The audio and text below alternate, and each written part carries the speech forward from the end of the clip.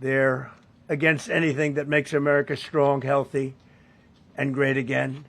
They also are a, frankly, disgrace to our nation, those justices. What a shame. Having to do with voting in particular, when in fact they're just being fools and lapdogs for the rhinos. Rhinos and lapdogs? Donald Trump isn't cross with animals. Republicans in name only make up that acronym of rhinos. Some of those other politicians that he's furious with, along with the judges at the Supreme Court. We'll get to the bottom of exactly what the furious American president is so angry about. And we'll hear from the former Prime Minister, Boris Johnson, who doesn't pop up very often these days, with his arresting idea of sending troops to Ukraine right now. That's all in today's episode of Newscast. Stick with it. Hello, it's Paddy in the studio. And it's Laura in the studio. And shortly we'll meet Gary in another studio. But before we get there, we've got to do some terms of reference. We do. So tariffs. Tariffs are taxes on imports. And they essentially make the cost of doing business more expensive. But some people who like Donald Trump, and Donald Trump certainly does like tariffs because he says they protect American businesses from pesky, cheaper exports from other countries. So things like Chinese goods that have gone all the way through the lifeblood of the Western economies in the last however many years. That's the kind of thing that Donald Trump has been trying to crack down on and to get rid of because he wants to make America great again. And that for him means more industry, more manufacturing on his own territory. So that's what tariffs are, but sort of freewheeling, people who have a kind of global view of the economy, which has been the predominant economic theory in the Western world for eons. They don't like tariffs in theoretical sense because they make it more expensive to do business. And it's important to know where tariffs are paid in this story, as we'll shortly hear from Gareth. So it's not like the UK Treasury writes a cheque or sends money to the US. The tariff is paid by the company concerned or by the importer. So if you were to change policy, you would have to pay that money back, say some, and it would be a giant stramash trying to do so. And the criticism is if a business has to pay extra money, who it is in the end ends up coughing up is the consumer. But this has been a big political strand of Donald Trump's thinking. He claims that it's been a big success. And I think it's also fair to say from a political, not an economic point of view, that the kind of tariff turmoil has not had the sort of destructive effect that some people thought it might when Donald Trump sort of opened what felt like a sort of grisly game show when he stood in Washington brandishing this board with the levels of tariffs that he was going to slap on all sorts of different countries, including an island that only had inhabitants that were penguins. Right. That sort of detail tells me it's time to meet our chief North America correspondent, Gary O'Donoghue. Gary, welcome back to Newscast. Hi, Paddy, Laura. What has happened at the Supreme Court? The inbuilt majority that Donald Trump thought he'd created on the Supreme Court, this 6-3 conservative majority, turned and 6-3 voted to strike down his signature policy, as you've just been describing. You know, tariff is Donald Trump's favourite word. That's what he's always said, his actual favourite word. And they struck this down. And it's not just this is not just an economics, thing. This is not just part of an economic policy. This is the tool of foreign policy. This is the thing by which he has beat friend and foe around the world to reshape the global economy he believes in favour of the United States. So to all that extent, this is huge. And he was furious. I mean, he laid into everyone, including those Supreme Court justices who had been, marvellous, supreme, fantastic people who he'd nominated. He said their families would be ashamed of them. He said it was totally ridiculous. He said, there were various points where he described people as sleazebags, scumbags. It wasn't very clear whether he was talking about the people who brought the case or the justices themselves. I suspect he meant both, and he was furious.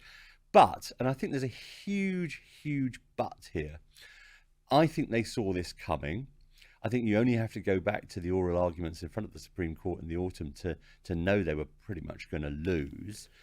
And they have a plan B.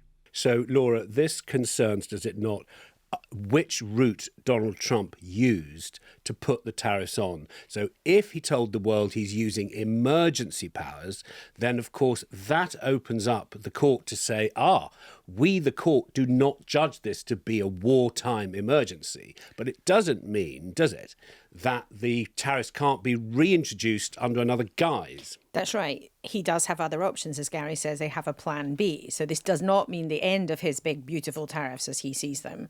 But what it is a big rock in the road. And it's also interesting, not just because of the tariffs. And Gary, I'd love to know exactly what you think the plan B is going to be. But it is also a real moment where you see the extent of Donald Trump's presidential powers have a brake put on it. You know, part of the kind of swirl around Donald Trump has been exactly how far is he going to go? How far is he going to go when it comes to elections, for example? How far is he going to go in front when it comes to executive orders? Even some Republican senators have expressed some concern and distaste in the last couple of months about the amount of business that's being done by executive orders. In other words, decisions that Trump can make himself at the desk at the Oval Office without having to go through Congress, their equivalent of prime ministers here having to put business through the House of Commons. So in that sense, it's politically absolutely fascinating because you see a major American institution spoiling Donald Trump's fun and saying, sure, you can go that far, but no further. But Gary, what is then the plan B? Because as Paddy was suggesting, there is a different route for him to go down here. He has a few options, and one of the options has already been used. So there's a thing called Section 232, which is a power the president has for reasons of national security to place tariffs and duties. Now, he's already used that when it comes to things like steel and aluminium in particular, in his first term and again in his second term. That power and the use of it has withstood legal challenges. So that's one. The downside of it is that you have to conduct a bunch of investigations. They are sector specific. You have to go through a process that can take months in order to bring those in. But that is one option. The other option, which he immediately chose yesterday, was, again, here's another number for you, Section 122 of the Trade Act of 1974. Please note that down. That allows just him writing it down here. Hang on a minute. That allows him 122 to Trade Act 1974. 1974. Yeah, you've got it. 1974. Use what, Laura? Oh, this is going to be brilliant in the pub later in the week. We're like, aha, Section 122. Yeah. That allows temporary tariffs to address trade imbalances. The maximum you can impose is 15%. He's chosen 10, but crucially, they're time limited to 150 days. After that, you have to get Congress to either legislate to put them in place permanently, and the chances of that are a big fat zero. There's one more. Oh, Section I've got my pen 301. ready. 301. Section Of 301. the same Trade Act. That also allows tariffs for unfair trade practices. Again, you have to go through a process to bring them in, but that is also an option for him. But, makes it much more complicated than just using emergency powers to slap a number on right now. If at the moment you make widgets in Belgium, or you make maple syrup in Canada, or you make You're running out now. plastic water pistols in China, and you were paying tariffs until this ruling on selling goods into America, as we speak at 22 minutes past 1, before Section 122 or 301 have been invoked, does that payment continue, or is the whole thing on pause? Well, the 122 stuff comes in on Tuesday. So if Okay. you can get your water pistols, on a boat from Shanghai to the port of California in Long Beach in the time, then maybe. But no, I don't think there's going to be any particular break, and there's going to be stuff in transit that's already been charged. I mean, charging this stuff is enormously complicated, but this 10% will happen from Tuesday. And as Paddy was saying at the start, this is not government to government, anything like it. This is paid by the importers. They will then pass that on to various suppliers in the United States, suppliers that use these components and eventually consumers. So that is the process at the moment. And those 10% tariffs will, as I say, they will run out. So I spent some years as the Wall Street correspondent, and I'd just like to say that the answer to the question, is this going to be clear for business, is absolutely not. This is going to be a huge mess for business, and it's a huge political mess for the president. And I wanted to steal, the reason I was interrupting you is I just wanted to steal your thought and to ask Gary directly. This political red line is eternal in the US system. Well, it's eternal in the Republic. Where does the power lie between the executive and the legislature, which is a difficult word to say? Did I have another go? And there's the judiciary involved. So there's the separation of powers. And what's happened here, Gary, is a rare, naked example of the judiciary saying, as law, I'm stealing Laura here, I'm Laura-splaining, the judiciary saying, oi, White House, get back in your box. Yeah, but look, this is how America is meant to work. This is what the fabled founding fathers decided, that the separation of power was the way to prevent overreach by any one part of the polity. This is what you do. The judiciary and the Supreme Court are the guardians of the Constitution. Constitution, is written down, as we know, and amended, etc., and it constrains what people can do, and they get to decide what is constitutional and what isn't. And they've decided this was an overreach. Ultra vires, this was the president doing what he's not allowed to do. Now, the crucial thing, of course, when it comes to the strains on this system, and I don't want to be too blunt about this, but there's only one branch of the government here that has control over a great big army, and that's the executive. So to some degree, the power is increasingly seated in the executive. But there are key things. I mean, one of the things the Supreme Court said is, look, by the way, right at the beginning of the Constitution, Congress has the power to raise taxes. This is a tax. You can't do that without Congress's say-so. And by the way, Congress is not allowed to cede that power to you under, take another note here, the major powers doctrine. The other thing that's interesting about this, and having, worked in a bit in America, but nothing like your level of experience, Gary, we in the UK... and newscasters, if you're listening to this in the States, please let us know what you think, and if you think that we're talking absolute bananas. But the power and the sort of mythology around the Supreme Court in the US, and the fact that you have political picks for the Supreme Court, it's chosen and balanced based on the sort of broad ideological and the political position that justices are coming from in a way that is completely alien to us in the UK. I mean, of course, in the last few years, you had, the Conservatives and Liz Truss and other people went after the judiciary, but it's a completely different game in America. The power and the myths of the Supreme Court and how presidents try to queer them to their way, to their ideology, and it's all meant to sort of balance out over time. But Gary, I just wonder, what has the public response been to this so far, if it's possible to tell? And obviously everything in America, people have wildly differing views on it, but is there a sense, how is this being seen? Well, ironically, this in some ways could get the president out of a bit of a hole where the public is concerned, because, if costs start to fall as a result of a problem with tariffs and them being imposed and perhaps them having to be lowered, then that actually might, put some downward pressure on prices in a year when affordability is the big issue in the midterm election. So in some ways, they may have done him a favour. But you're right about the judiciary. I mean, and it's not just the Supreme Court. District attorneys are elected and are elected on political platforms. This is something that Americans understand.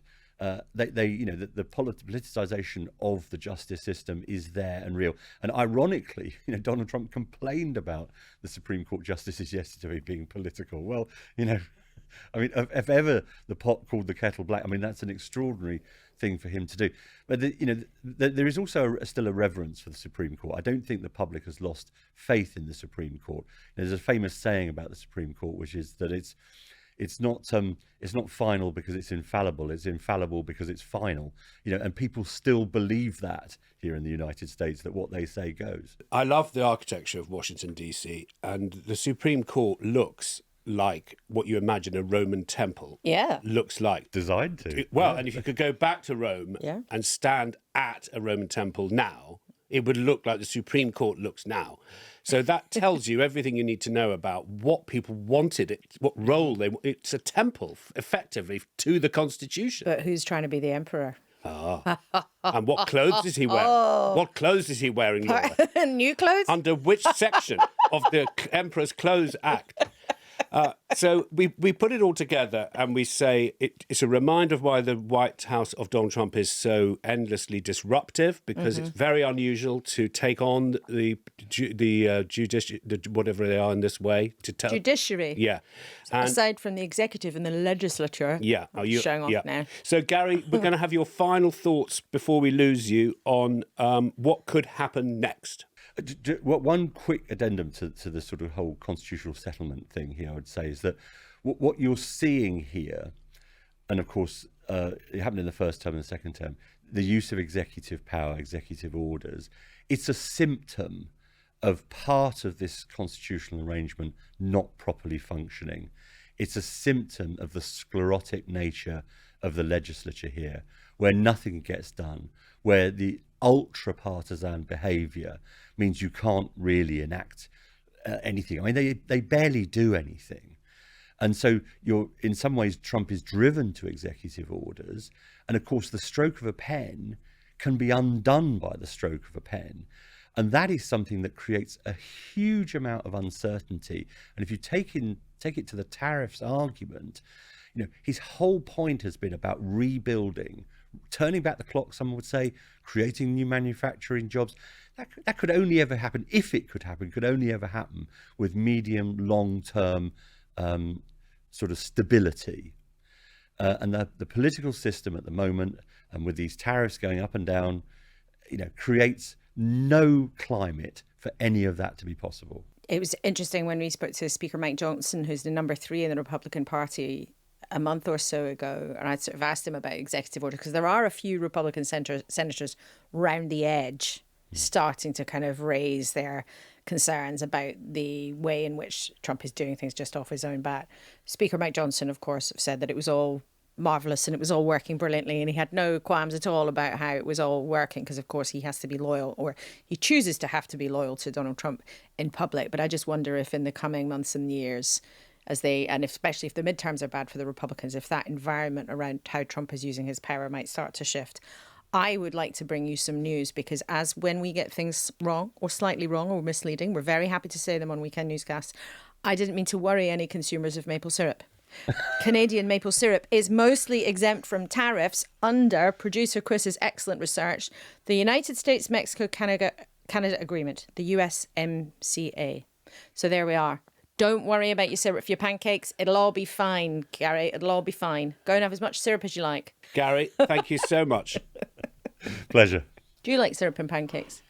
Yeah, but luckily I have them so rarely that I'm only mildly overweight rather than obese. Do you have them with that really crispy, extra crispy bacon?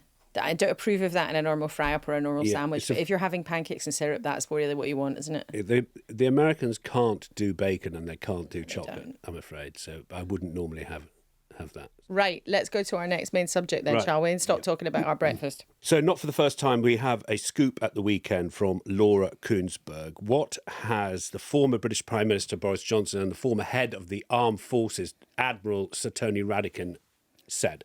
So this week coming, it is 4 years since the beginning of the war in Ukraine, which is surreal, I think, to say it out loud, because it's incredible to have imagined at that point when it broke, with this huge shock that there was constant conflict on our continent, that 4 years later, the length of the World War I, this conflict would still be raging and we'd still be discussing it. And most importantly, of course, civilians in Ukraine would still have missiles dropping on their heads in the middle of the night.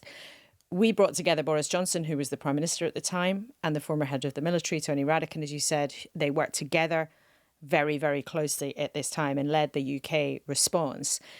But what was very arresting in our conversation was that Boris Johnson said that the UK and its allies shouldn't hang around. They should send troops to Ukraine now. Very importantly, not to fight, but troops should be sent to the safe areas of Ukraine right away to break the logjam, to, as he said, flip a switch in Putin's brain to show that the West has genuine resolve and to try to find a way to break the stalemate and make Putin realize that actually for the West, allowing Ukraine to be a sovereign, independent country is the only outcome that they are willing to accept in the long run. If we're going to have a plan for boots on the ground after the war, after Putin has condescended to have a ceasefire, then why not do it now? Just to make this point that it is up to the Ukrainians. I mean, these people wouldn't be there in a war-fighting capacity, right? To be clear, you're saying that right now that UK military forces and from other European countries should go to Ukraine, to safe parts of Ukraine, to make a statement, to flip that switch, as you've said, in Vladimir Putin's head, showing intent. Yes, I think we're willing to do it in the context of a ceasefire, which of course puts all the initiative, all the power in Putin's hands. Why not do it now? There's no logical reason that I can see why we shouldn't send some peaceful ground forces there to show our support, our constitutional support for a free, independent Ukraine. That this is a political thing.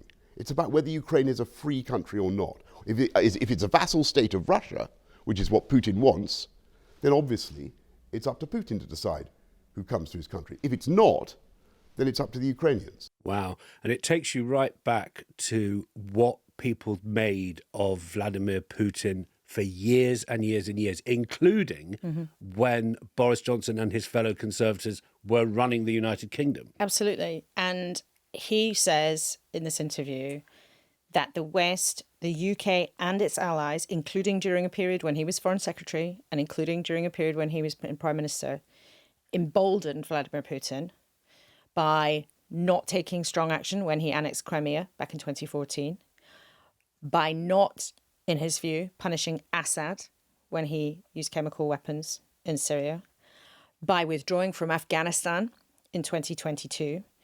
And he goes through what he clearly sees as various sort of foreign policy mistakes, but chief among them, not cottoning on to Vladimir Putin's increasing aggression and not making clear before the war that if the war came, there would be incredible punishment by very tight sanctions. There would be Western resolve to stand up against Ukraine.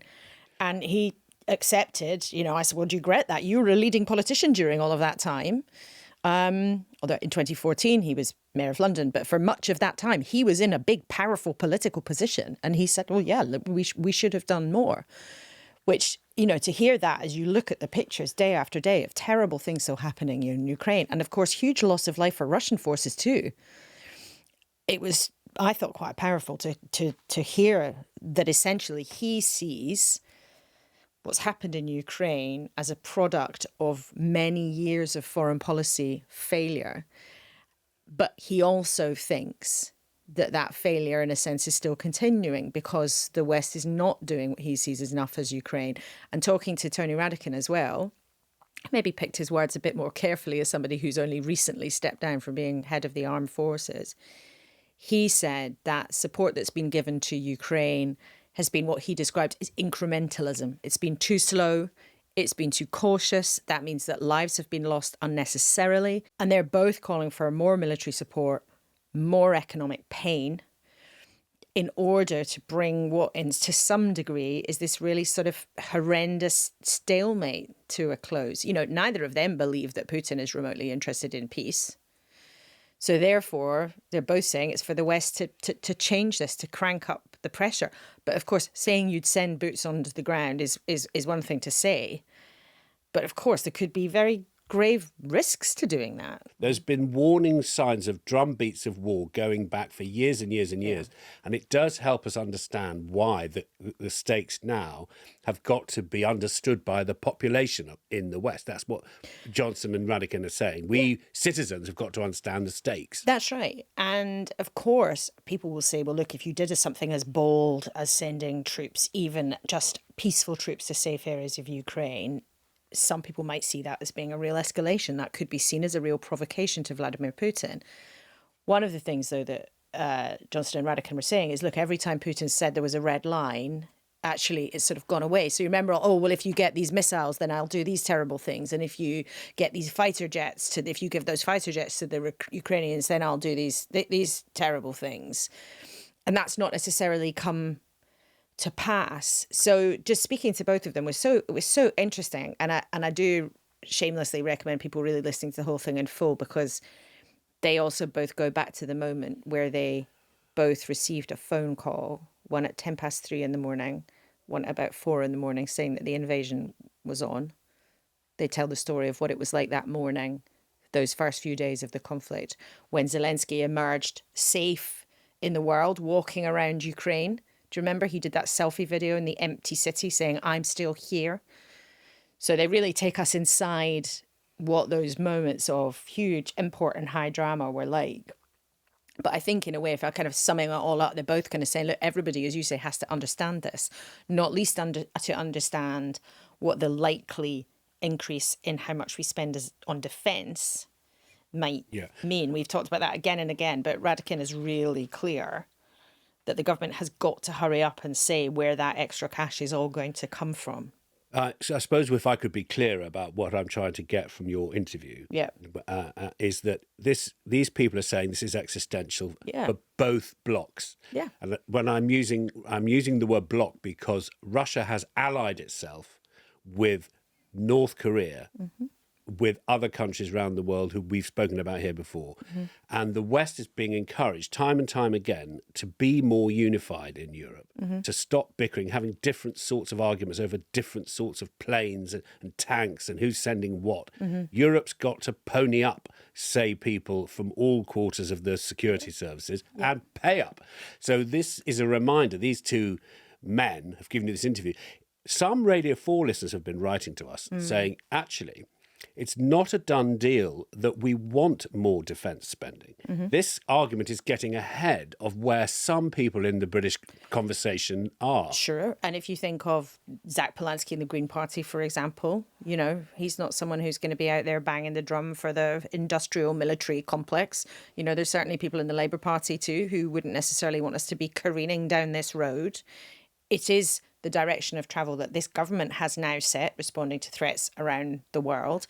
And you're right, it has become the sort of mainstream political conversation over the time, in fact, that we've been having these conversations at the weekend. But it's going to be... It seemed quite out there, and now it's absolutely mainstream. But it's going to be absolutely fascinating to see this unfold in a Labour-led government. Yeah. Oh, we're going to increase... You know, we said we were going to increase defence spending in 3 years. Well, we're going to increase defence spending in 2 years. There's still only the same non-amount of money.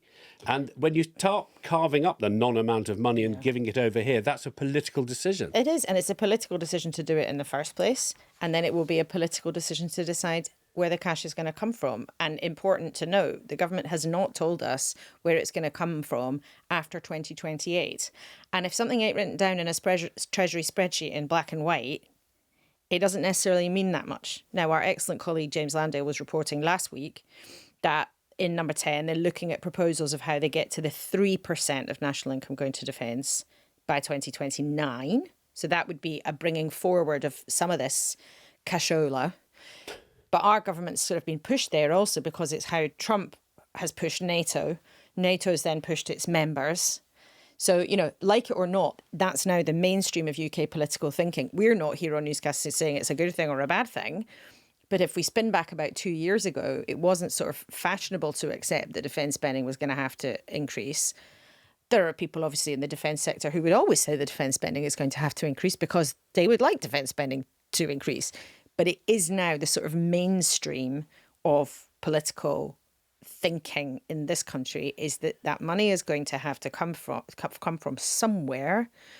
The billion-dollar question, because that's what you talk about in defence, you talk about billions, not millions, is what is the government going to stop paying for in order to spend more on defence? Or are they going to come up with something whizzy, like the Lib Dems have suggested, a form of war bonds, so you have it tucked away somewhere else on the balance sheet, doesn't count in overall government spending? Or are they going to find yet more tax rises when tax is already at historic highs in lots of ways in order to find the money? But this is all part of the kind of long-term realisation and the reality that what used to be called the peace dividend has gone, you know. And it used to be that defence, you spent more on defence than the NHS. It was some years ago that then flipped, and you spent, for decades, I think a couple of decades, you spent more on the NHS than on defence. But that, you know, these things are all kind of scales and balances and all the rest, and it's a really big challenge, not just for the UK government, for governments around the world.